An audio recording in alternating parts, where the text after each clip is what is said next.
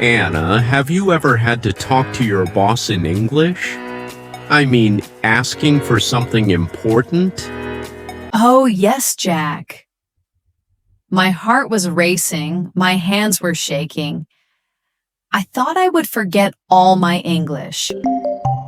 But then I found simple words that worked. Wow, now I'm curious. Tell us the whole story, Anna. Let's take our listeners right into that moment with you. All right, my friends, imagine this with me.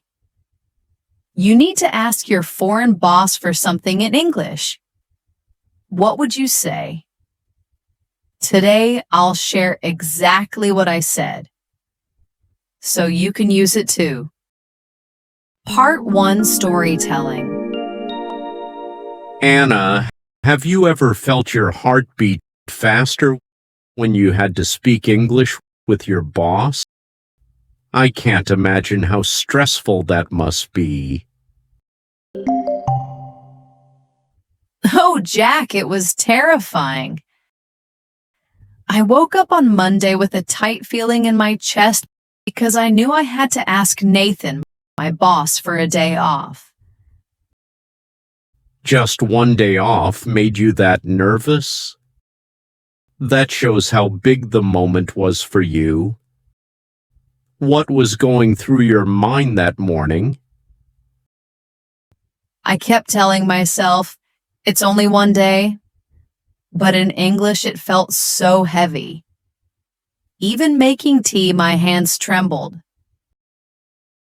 Wow. So how did you prepare? Did you practice your words before facing him? Yes, I stood in front of the mirror and rehearsed. Excuse me, Nathan. Do you have a moment?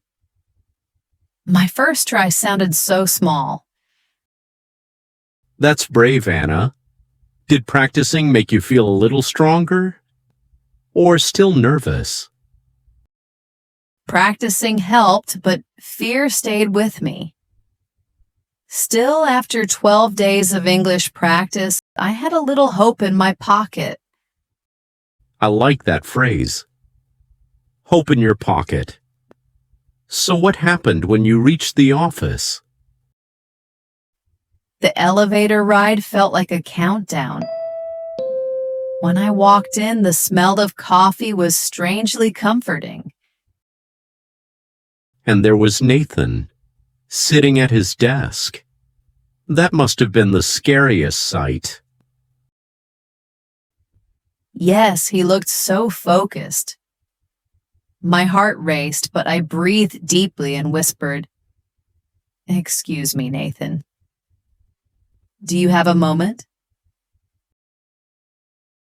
Oh, the big moment. How did he react when you finally spoke? He looked up, smiled politely, and that smile made my fear shrink. That smile must have been like sunlight breaking through the clouds. What did you say next? I sat down, steadied my voice, and said, "I'd like to request a day off this Friday. It's for a family event I can't miss." I'm impressed. Clear, polite, simple. Did Nathan ask many questions after that? Yes, he checked his calendar and asked me about my tasks. I explained what I could finish and where I needed help. That must have been a test of your English, too. Describing work. How did you manage? I used short practice sentences. Being honest and simple gave me calm. And his reaction? Did he look worried or supportive? He nodded, made some notes, and finally said, "Okay, we can manage that." Relief washed over me. That's amazing, Anna. Did you double-check with him or just say thanks? I asked politely, should I send an email to confirm? He said yes and asked me to copy the team. Very professional of you. Did you promise to complete everything before Friday? Yes, I said. I will share a checklist by Wednesday. He smiled and said, that would be very helpful. Oh, that must have boosted your confidence. Did you feel stronger after each exchange? Exactly. Every thank you I said made my voice firmer, and I saw his kindness. And when he told you to enjoy your family time? How did that feel? It felt like sunlight inside me. I walked back lighter, whispered, I did it, and smiled at a colleague. That's a victory worth celebrating. Did you write down the useful phrases right away? Yes, I opened my notebook and wrote, do you have a moment? And I'd like to request to remember the calm feeling. Smart move. And what about the email? Did that part make you nervous too?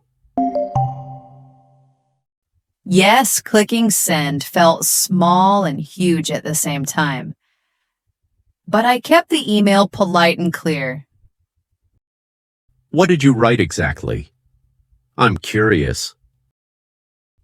Dear Nathan, may I take Friday off, please? I will complete my tasks before leaving. Short and simple. Perfect. How did he respond? Did he approve quickly? The next morning, his reply came. One word. Approved. I laughed softly at that little message. Sometimes one word carries so much weight. Did you feel fully relieved then? Yes, I felt seen and supported. And I could finally focus on my family event. Tell me about Friday itself. Did you keep checking your phone or enjoy the moment? I kept my phone near but chose to be present. My family laughed, the house was warm, and I felt grateful. That's beautiful.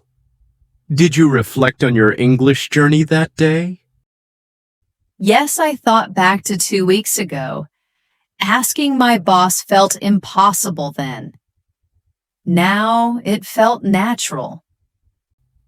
Incredible progress in just 12 days. Did you share the story with friends too? Yes, I practiced telling it in simple English. Sharing made me even prouder. And what lesson stood out to you the most from this experience? That polite clarity matters more than perfect grammar. Short, kind words open doors. I love that. Did Nathan ever respond to your thank you note after the event? Yes, he wrote back. Enjoy your time, and added a friendly line.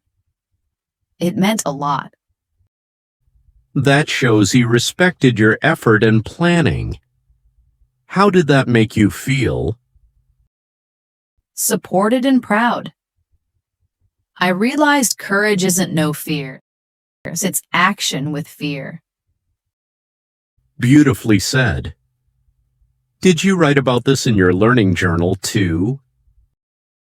Yes, I noted every phrase I used and promised myself to keep practicing daily. And here you are, sharing it with us on day 12. Do you feel different compared to day 1? Completely different. My voice is calmer, and I believe more in myself now.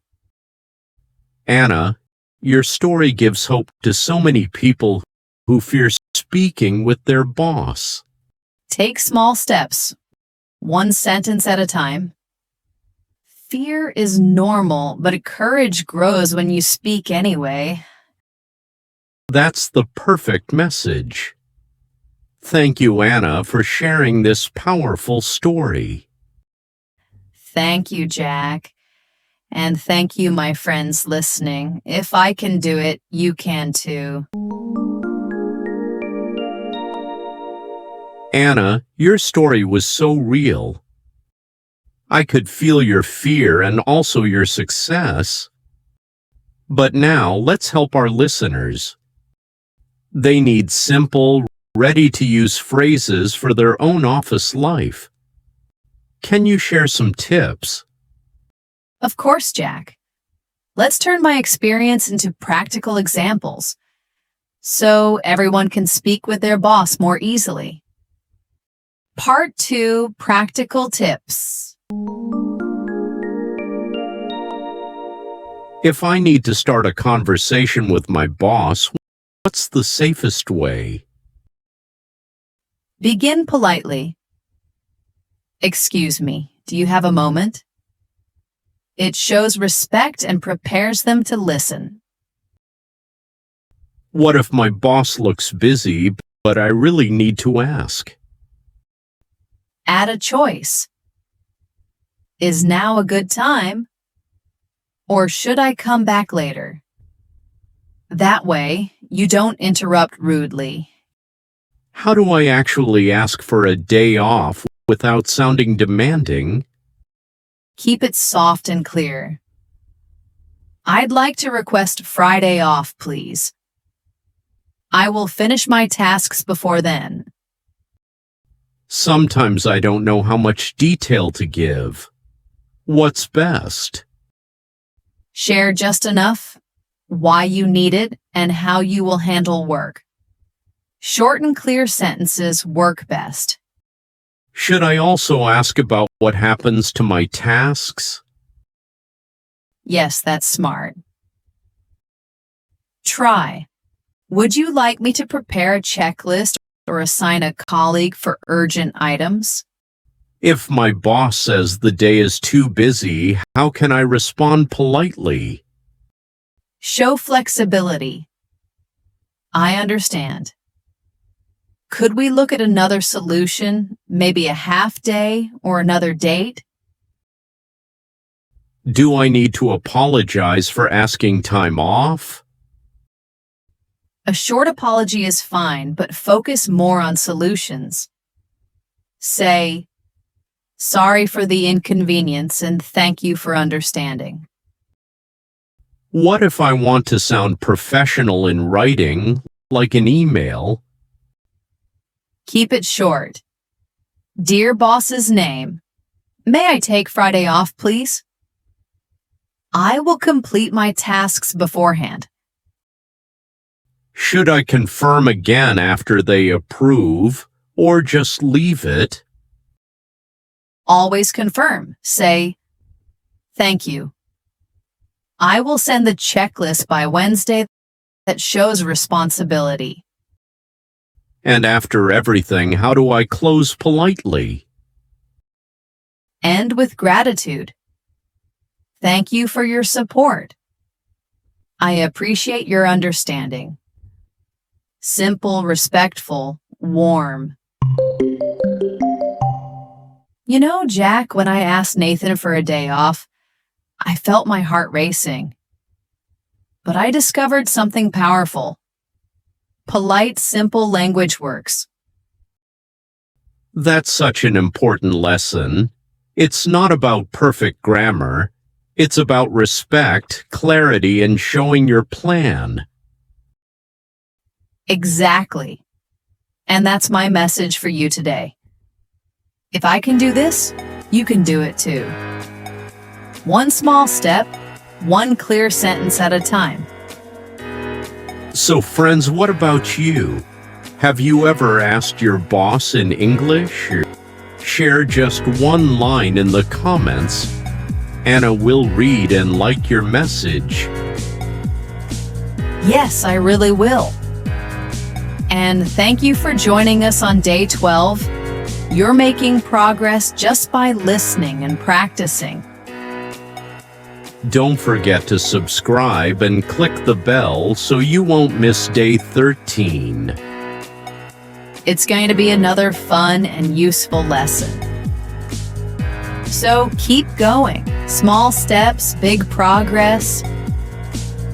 See you in the next video. Goodbye. Goodbye.